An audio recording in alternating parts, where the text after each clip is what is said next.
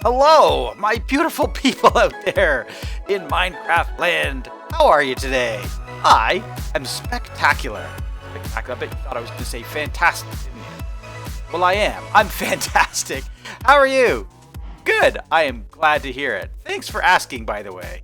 I am super excited about today's episode because I have so many things to show you. I've been pretty busy. I've been pretty busy over the last few days. Yeah, you can actually see one of the things that I've done in this little project that I'm kind of sneaking up on here. So, I've been noticing that I've been a little bit deficient on mushroom cows on my island, and I thought, you know what? This would be an excellent opportunity to create a machine that would allow me to super breed up these mushroom cows and repopulate my island. So that's exactly what I've done. I've got just a little contraption up there. It's nothing spectacular. I built it off camera because I figured it wouldn't be that important. It's basically, I can't remember the mod it comes from, but it's some sort of feeder breeder type thing. You stick some wheat in it and it breeds some cows. On the bottom, I have these conveyor belts, and they're from another mod where basically items fall through the filter blocks and they land on these conveyor belts, and they just get brought to the end. But that is not the only thing that I have done. I have made some significant upgrades to the base, starting with putting a bunch of signs around everywhere. Like, look at this. Mushrooms on the factory floor. What a terrible place for infinite water. Move this to a new home. And yeah, I've got factory blocks separating my crafters, my auto crafting devices. A whole host of new signs up here as well. So let's take a quick peek at some of these signs. So right away at the very top there, you can see separate living space from factory space. I realized I've kind of been living right here. Do I like sleeping on the floor? Not really. I don't like sleeping on the floor.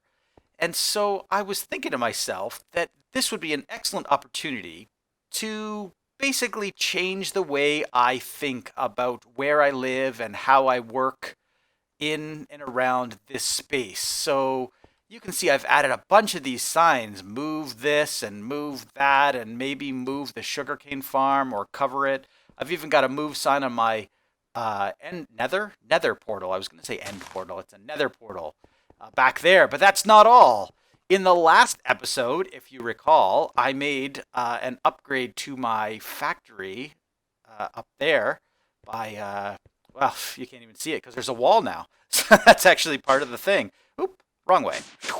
There we go. I'm now on the factory floor. And as you can see, I have made some significant improvements here. Not only do I have the original set of shulker boxes, which contain my colored concrete, but I also have an additional set of colored shulker boxes that have terracotta in them. So let me just take a quick peek at one of these boxes. Let's see, this one. This one, can I open it? There we go. So I've got terracotta, regular, unglazed terracotta in these boxes, and then the boxes that are over here, which are just off to the side, I have glazed terracotta. Can't even talk today. In addition, you may or may not have noticed that I have a giant stained glass window on the other side of this building. That's just kind of give it some life. I've added a crafter here. I've filled in the wall, and I've added a whole line of lighting in the ceiling as well. But that is not all. You see, I have been thinking about the optimal use of all of this space, and you may have noticed this right here. I now have a giant map of the area around my Mushroom Island, and specifically of the Mushroom Island. So let's take a quick look at this map for a second here. If you look at all of the purple area, that is basically unused space.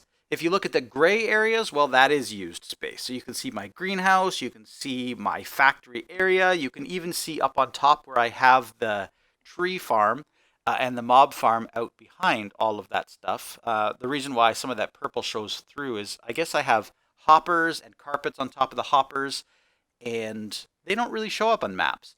which is why you're seeing the mycelium under that. But I want to fix that. In fact, I want to fix that in a big way.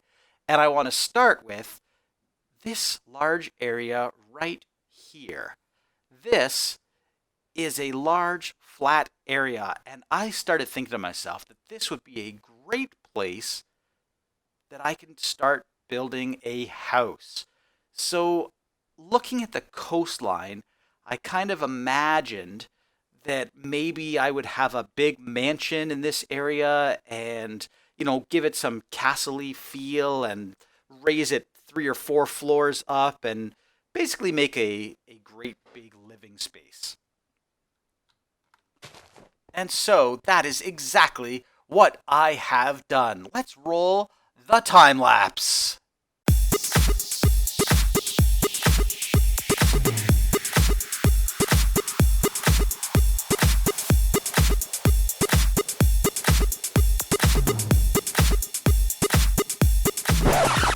It was right about then that I realized, after about 20 minutes of work, that this was going to take me forever.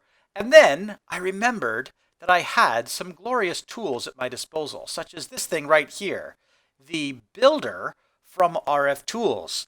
So I put a shape card in it, and I used it to, I was trying to use it to clear the terrain, but the first thing it did was convert all the terrain into dirt, and then I was able to actually change the card out for a void card, which would actually kill all the terrain. So enjoy the remainder of this time lapse.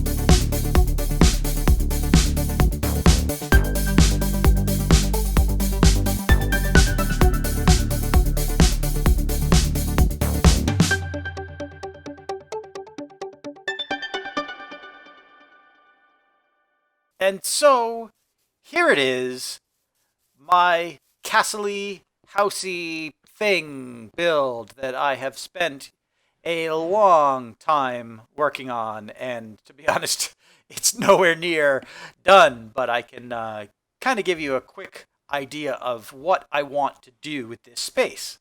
Starting with the front of the build. So here is the build, and you can see that it is basically a giant square. It does have some weird texture on the side, and to be honest with you, I'm not really sure why I did that, but I wanted to give it a little bit of extra definition. It has 4 towers along the 4 corners of the walls, and all of these walls, by the way, they start smaller at the bottom, and then they grow by like 1 block every level they get up. So the upper levels are actually much bigger than the lower levels. I'm not sure what I'm going to put in these towers yet, but they're there for future expansion. I added this beautiful floor at the sort of the entranceway of the main area. When you first enter in, you come into this grand entrance. I would love to have a staircase that kind of goes up the sides and both sides and meets in the middle. So there's kind of like a balcony around the entire first floor. Probably going to put some rooms up on the second floor, maybe leading to like bedrooms or things like that. Other types of storage rooms and stuff. First floor, I don't know what I'm going to do with. There's so much space here. I wanted to create like a big mansion-y type house, but to be honest with you, I didn't really have a great solid plan for what I wanted to put inside the house. So that is going to be what I am working on probably over the next several episodes, in between all the other fun things that I wanted to build. One thing I did know that I wanted was this sort of back courtyard area. So I'm going to build this up to the same level as the floor in here, and all the floors are going to be this height, by the way. But this is going to be an outdoor area. Well, outdoor in that it doesn't have a roof. It does have 4 walls around it, and I'll probably put windows leading into the house as well from the rooms. And I want to put probably a fountain out here. I think that'll look pretty cool, having some sort of fountain type thing. And then here's the arch, and clearly I have I've had some problems here. So that's the big problem with the area that I'm in right now, is that this is not all entirely mycelium island anymore. There are 1 or 2 spots that are still just outside of that. In fact, I expanded the island just a tiny bit as I was doing this this sort of terraforming landscape. And so over here on the side, I know there's a couple places that aren't mycelium island or mushroom island.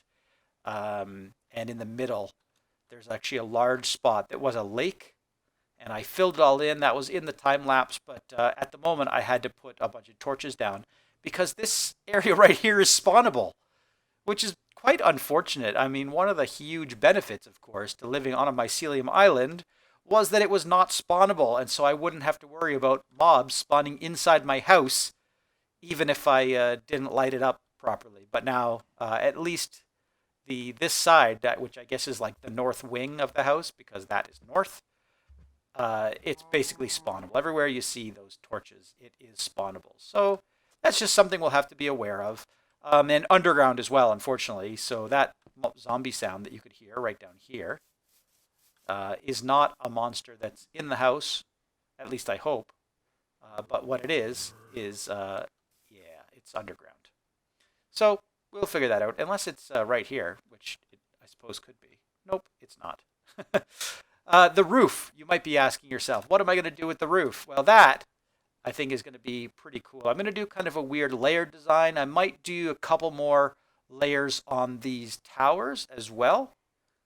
I'm not sure yet. I'm going to have to basically look at the house a couple times and then build and make decisions and that sort of thing. But the roof itself, to start with, it's just going to be sloping kind of up from here. And then I guess it might come to a peak or something. Or maybe I'll do like a flat bit before it starts to slope down again in the back. And I think I want to make it out of dark prismarine. So it's going to be green. And I think or like a dark green. I think that'll complement this this black stone that I have, which is actually seared brick, the same stuff that you make the Tinker's Construct smeltery out of. And the rest of the pattern is just sort of mixed cobblestone and mossy cobblestone and regular stone and stone bricks. So the next thing I want to talk about is this seared brick, and specifically how to manufacture it. I spent a lot of time actually cooking up this seared brick. Not a super amount of time, because I do have a super smelter furnace array up here. And that is this, if you recall, I built in one of the earlier episodes. Of course, it wasn't surrounded by mushroom cows at the time. But it has 64 furnaces, and it's all fed from this chest in my old house up here, or alternatively from this crafter. But let's take a quick look at the speed of this thing. So the problem is not that it can't cook things very fast. I'm just going to grab like a bunch of cobblestone and I'm going to plunk it in here. So there it is. So it should start draining. So you can actually see it's going down, which is good. Fantastic. It's actually loading all the furnaces, which is fantastic. I like that. The problem isn't necessarily the speed at which it'll cook multiple items. When it's cooking, it's doing just fine. So you can imagine, because I have 64 furnaces, it's going to cook 64 times faster than a single furnace would, which is great. The problem comes when I want to smelt a small number of items. So right now, you can see I have 5 items in this chest, or in this furnace, and they are smelting one at a time. So it does take quite a while for each one to actually smelt. I mean, it's not a super amount of time, but probably what, like 5-6 seconds, something like that, or 8 seconds for a single item to be smelted, which is okay. And certainly, like I said, if I wanted to grab a bunch of this stuff, that's okay. It would all fill in really well. But I know there's a better way. In fact, I've been talking a big game all this time. Why don't I just show you exactly what I'm talking about? Ultimate Furnace. This thing right here. Efficiency, 9,001%. So, as you can imagine, 100% efficiency would be, well, the same speed as a regular furnace. 1,000% would be 10 times the speed. So 9,000 would be, I guess, 90% faster than a regular furnace. That sounds right. Math. Good. Okay. Doesn't matter. I'm going to put this ultimate furnace down just to show it off to you. So there it is. I put it on top of one of my old things here. You still need to fuel it exactly the same way as the regular furnace, so no gains there. But the gains come in when you can actually start smelting stuff. So here we go. I'm just going to grab, about the same amount that I've done before. And if I right-click on this, and let's see, if I just click, look at that. Look how fast it can actually go. If I had a chest attached to this, I wouldn't have to stand here and actually click this stuff in. It would go faster than a regular hopper would go, though. So I have to have some sort of faster way to actually feed stuff into this furnace. But that's okay, because I have all those export buses and things like that. So I'm going to find a home for this thing and get it in place and just show you exactly how fast it is to really cook things with the ultimate furnace. Alright, so I have added a new station specifically for my ultimate furnace, and I have an importer in place, I have an exporter in place, I have a chest in place, and then I have these item conduits from Ender.io.